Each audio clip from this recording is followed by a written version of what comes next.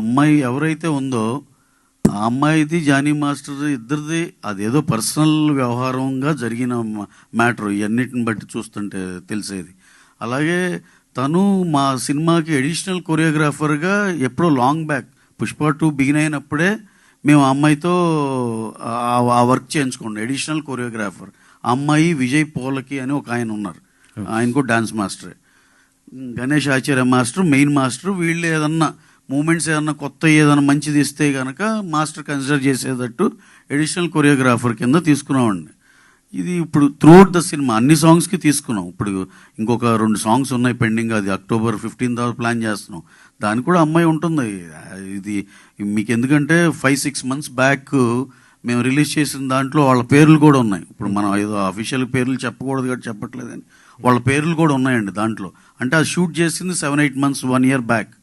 So వీళ్ళు ఎప్పటి నుంచో మాతో పనిచేస్తున్నారు. అలాగే జానీ మాస్టర్ గారు కానీ ఆయనకి మేము స్పెషల్ సాంగ్ ఉంది ఈ సినిమాలో, అది ఆయనతో చేయాలనుకున్నాం.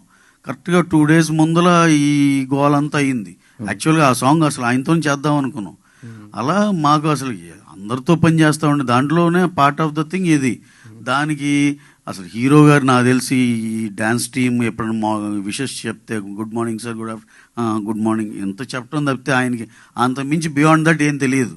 అనవసరంగా ఇక్కడ ఇవన్నీ ఏంటంటే మన రెస్పాన్సిబుల్ మీడియా అండి. ఇక్కడ మేము చూస్తుంది ఇదంతా కొంచెం ఫ్రంట్ లైన్ ఇదంతా వీళ్ళెవరూ ఇలా ఏం తెలుసుకోకుండా ఏదో ఒకటి రాసేయటం కానీ చేయటం కానీ లేదు.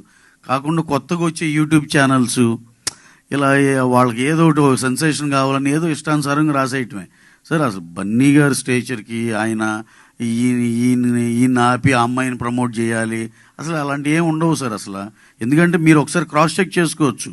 ఆ సినిమా ఆ పాటలో తన పేరు ఉంది, అన్నీ ఉన్నాయి. ఎప్పుడో 6 months రిలీజ్ చేసిన లిరికల్ వీడియో అవన్నీ యూట్యూబ్లో ఉన్నాయి.